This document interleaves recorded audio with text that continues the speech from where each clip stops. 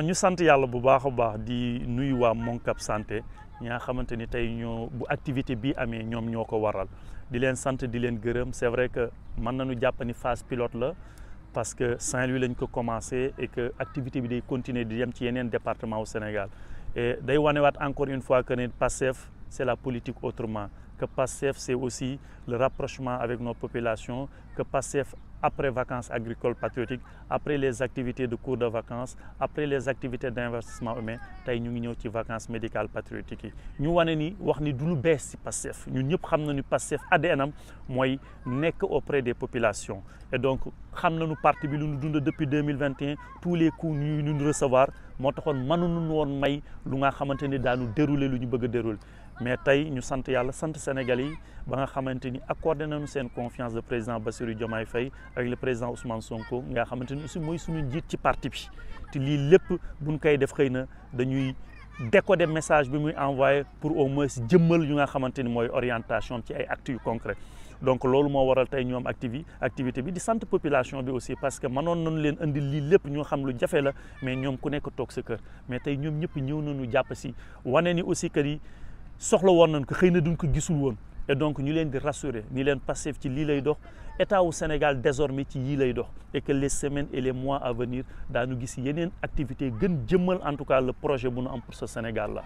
waaw tey déjà rek dama lay wax ni la bi ñu jullee fajar à 7 heures on avait 250 personnes qui se sont inscrites à 7 heures tey jii boo xoolee on est presque à 18 heures. Les premières statistiques ñoo ngi toll autour de au moins 650 personnes pour ne pas exagérer te des na encore des gens qui sont là pour dire que nit ñi bare nañu mais aussi les médecins yi ñu fi indi ay jàmbaar lañ ba heure bi añagunu pour te dire que comment ñoom aussi la ñuy jëmmali aussi le don de soi donc ñu leen di sant ñoom tam di leen gërëm te di leen masawaat di leen jox dig dage xëy na ci yeneen département ñu ànd ñun ñëpp pour aussi accompagner les populations sénégalaises jaajëf. Au nom de tout le village de Tassinère de la commune de Ndiébène Gandiol lii ngeen def lu rëy la ci population yi dañu amoon besoin de ça moo tax mu am cette forte mobilisation si suba fii dafa fees dell. Poste de santé bi c'est depuis 1957 Kër Lacoste fii ay maisons commerciaux yu jëkk si temps tubaab yi ñoo fi nekkoon premier bi fii bi ñu fi soog a ñëw infirmier bi ñu fi jëkk affecté Kër Lacoste la nekkoon 57 la ñu inauguré poste de santé donc voilà yàgg na trop.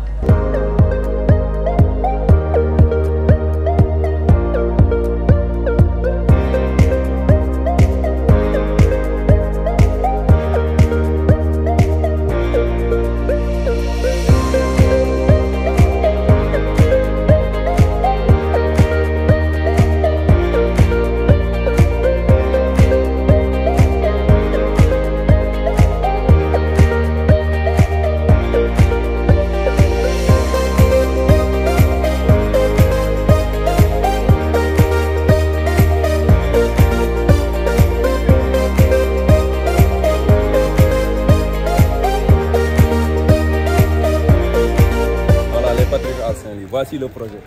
Les patriotes conscients de leur engagement. Ouais. C'est ça le projet.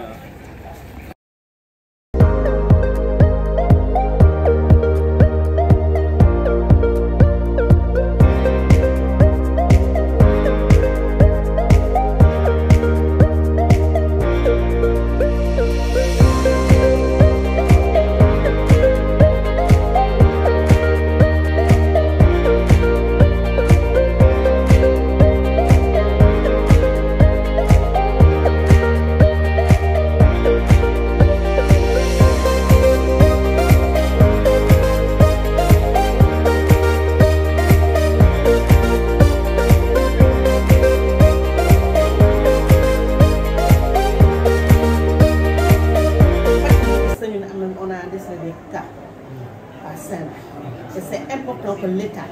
teg ci loxoom pour suñu tax il faut ñu jàppale DRS loolu vraiment c'était un cri de cœur.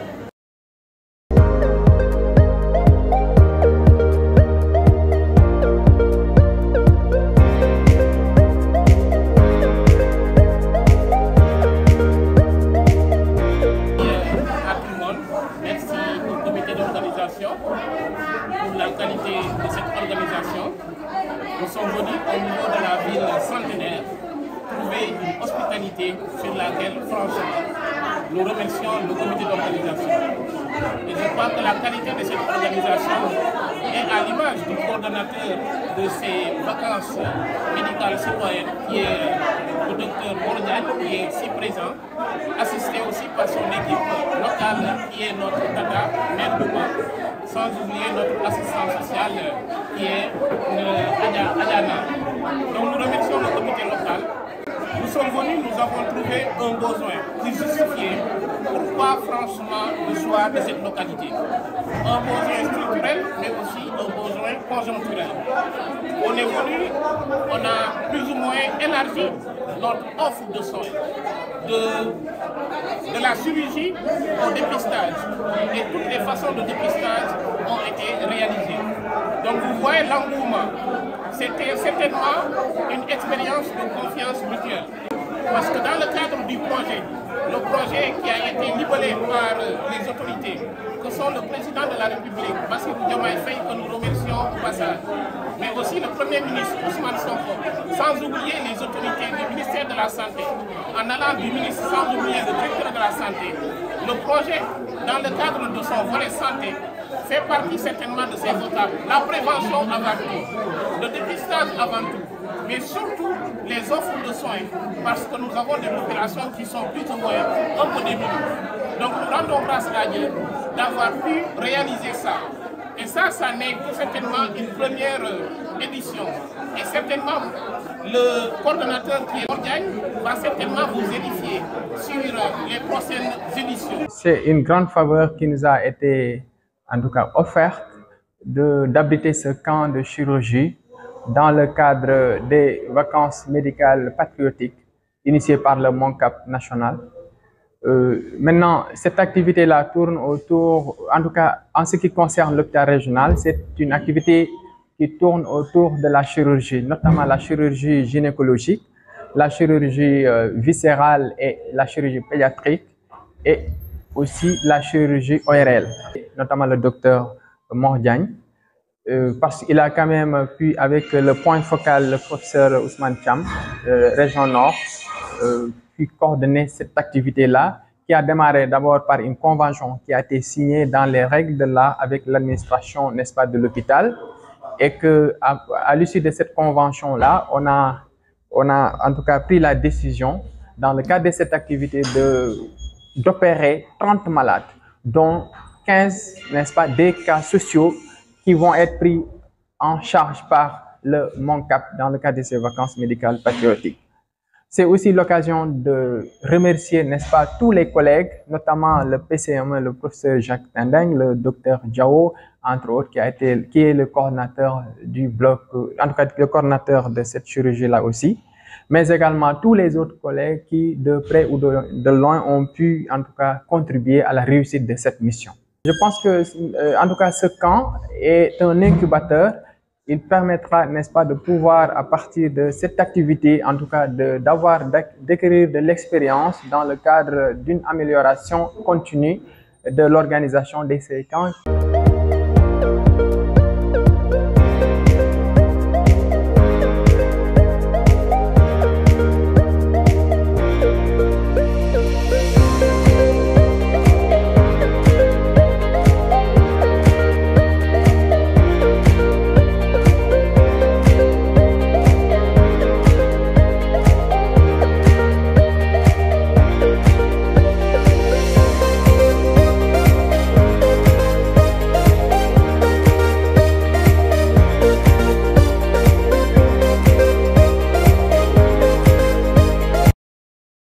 Malgré la préparation, il y aura une portion de la population qui sera malade, que cette population puisse avoir un cadre de vie d'être traitée pour que les complications ne viennent pas. Si les complications viennent aussi,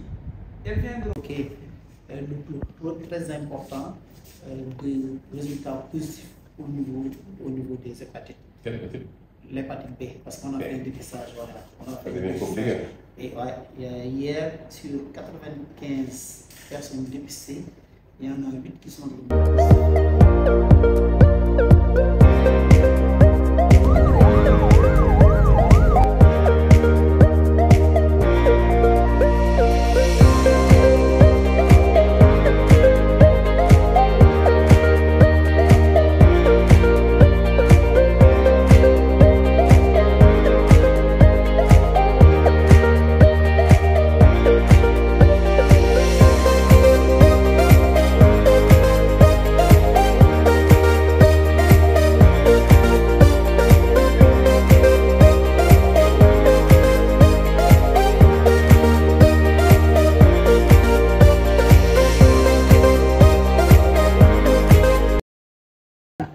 ndaxte dañuy gërëm monsieur Diagne ak collaborateur ñu mu àndal yëpp ñu waxee ne dans la commune de Kandong lañ ko bëgg ñun dañ koy defi ngay. di leen fësal suñu mbégte suñu kontaante ñëw ànd ak yéen ci activité bi ngir répondre wuyu ci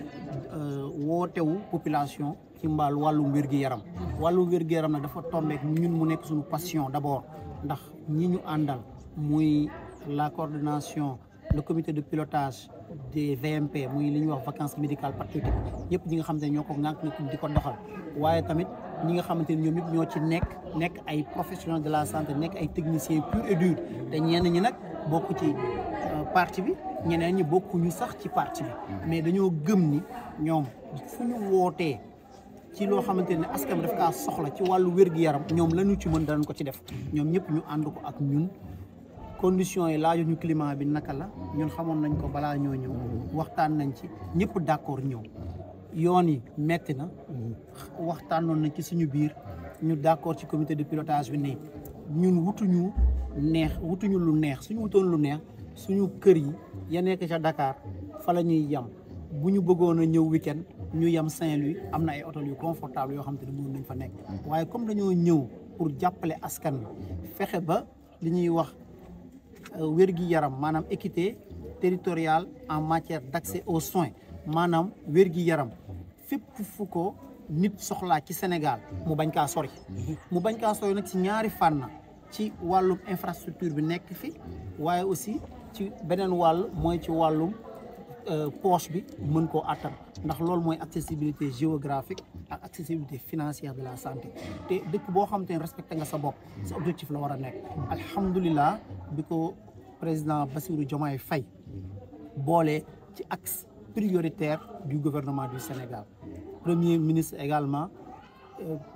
compte tenu de vision boobu suñu président am muy doxal stratégie pour loolu mën a jàll mais également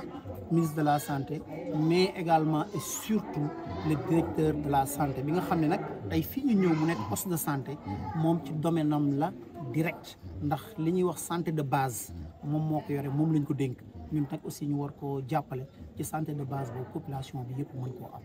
loolu daal laa ci bëggoon a yokk ci ay kàddu wolof. yàlla dogal poste bi nag seen poste dénk na leen ndax docteur bi muy dem day am ñooñu du ñu ñëwee dénk leen poste bi kon Diagne Diop dénk leen poste bi caat la nag caat day réew poste bi caat nag day réew.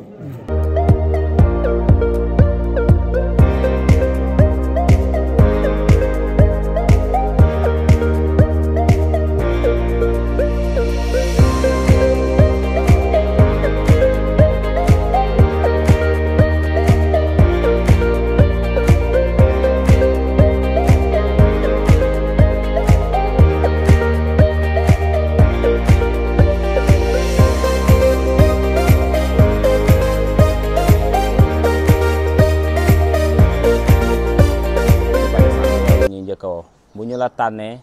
honoré la pour ñëw fii def ci activité bi loolu du ñu mën du ci kontaan en tout cas nous de notre part personnelle en tant que ICP du poste de santé de Fass on est très content ci activité bi population yi aussi je sais que yëg nañ ci seen bopp di remercier Moncap yëpp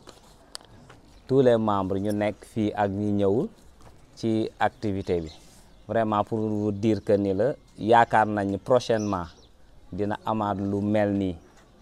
nga xamante ni si la demande est là quoi les besoins sont là vraiment ñu ngi leen ciy remercier bu baax di kontaan ñi nga xamante ni ñi fi ñëwoon ñëpp vraiment liggéey nañ ak xol c'est des gars vraiment sympas kontaan nañu ci bu baax daal en tout cas de ma part personnelle ak population bu Fass yëpp. asalaamaaleykum maa ngi nuyu ku ci nekk ci turam ak ci santam. di leen wax ne ñu ngi wax ak beaucoup d'émotion parce que dañoo kontaan ci Moncap santé kontaan ci tous les médecins qui se sont donnés corps et âme pour ñu mën a amal les 72 heures de Moncap santé dans le département de Saint-Louis particulièrement aujourd'hui à Fass Ngom tey képp ku fi ñëw depuis ce matin xam nga ne population yi ils étaient lii yàkkamti woon nañu ko donc yéen ñu permettre ñu mën ko jëmal amuñu seen fay. asalaamaaleykum wa rahmatullah maa ngi leen di nuyu yéen ñëpp di leen remercier di commencer remerciement équipe locale bi ñu fi fekk ICP bi sur le plan sanitaire également le coordonnateur communal sur le plan politique bi ñuy choisir poste bi écho yi ñu fi dégg ñun loolu lañ amoon te dañu soxla woon également engagement ndax activité bu mel nii nga koy def da nga koy def fi ko nit ñi soxlaa foo nga xam te ne leer na la ni am na équipe boo xam te ne pare nañ pour mën ci liggéey pour mu am mais mu am ni nga ko bëggee donc nag chiffre bi ñu fi dégg ci ñi ñëw consulter wu chiffre bu satisfaisant la parce que ça montre également que la communication est bien passée mais ça montre également la pertinence du choix et même la pertinence du projet voilà incha allah benn aspect bi nga xam te ne aussi am na solo trop mooy équipe médicale bi nga xam ne moom lañ àndal ñooñu nag xañ na peut-être vidéo bi taxul may wax du pour ay images yu jàll yéen laa bëgg a waxal jàkkaarloog yéen bët ak bët dafa am sànq benn sentiment bu ma jot bu rëy Diomaye bi muy jékki-jékki benn jour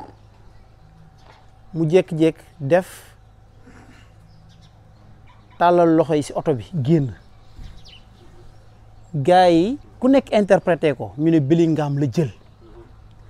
ñu laaj ko lan nga def nii mu ne moom dafa gis foule bi gis gars yi ni ñu àndee engagement bi am ci moom yaakaar lenn rek la amoon envie te spontanément yëkkati loxoom kali na ñëpp man sentiment boobu laa am moo tax ma bëggoon ngeen wàcc yéen ñëpp bis bi ah tout l'équipe médicale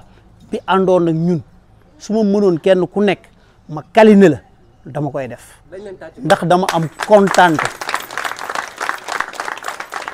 defalul leen ma ko xam naa ko am na ñu bëri xamuñu ma am na ñu bëri musuñu ma gis defalu leen ko Pastef am na ñoo xam ne bokkuñu Pastef ndax bi ñuy essayer recruter ressources humaines pour def activité bi demuñu suñu groupe Pastef kese daal di ko fay dugal dañoo créé woon benn lien formulaire Google partagé ko ba pare wax ci lu leer ne ñun lu ñu def mission humanitaire la mais mission humanitaire dëgg lañ fi gis ay jàmbaar lañ gis tey yoo xam ne dugg nañ fu sori ci biir Saint-Louis ndax jàppale population saint-louisienne ma leen di remercier ci loolu ci turu ñi ñu gis parce que fépp foo xamante ne def nañ fa man teg naa fa sama tànk xam naa li population yi wax te émotion bi may waxee gëm naa ni population yi émotion boobu lañ doon am bu fekkonte ne am nañ opportunité jàkkaarloo ak yéen j'ai insisté pour ngeen wàcc am na ñu comprendre lul woon mais lii émotion bi nekk ci man laa leen bëggoon a transmettre ba ngeen sentir ko te xam ne émotion boobu moo nekk ci population yi ngeen faj yépp génnewuñu benn dërëm fayuñu leen benn dërëm ñi ko organiser fayuñu leen dara lekk xamoo leen soyez en remerciés. di jiital ci nuyoo bi la directrice régionale de la santé docteur Seynabou Ndiaye, le médecin chef du district docteur Fodé Danfa, ñoom ñoo nga xam ne ñooy buntu activité bi tey fii ci Ndar bu ma paree teg ci notable ak autorité yi fi toog ñu xam ci le DG de l'AGEPEX monsieur Modou Gueye, le DG Babacar Diop du CROUS, le DG Diarra Sow de OLAC, le DG Ndiathi Lo de FHS ak autorité yi fi toog yépp. Nous déclarons officiellement ouvertes les campagnes, les vacances patriotiques médicales. Je vous remercie. Saint-Louis am ngeen chance équipe bu 67 professionnels de la santé la ñu déplacé kenn fayu leen. Je répète, 67 professionnels de la santé kenn fayu leen.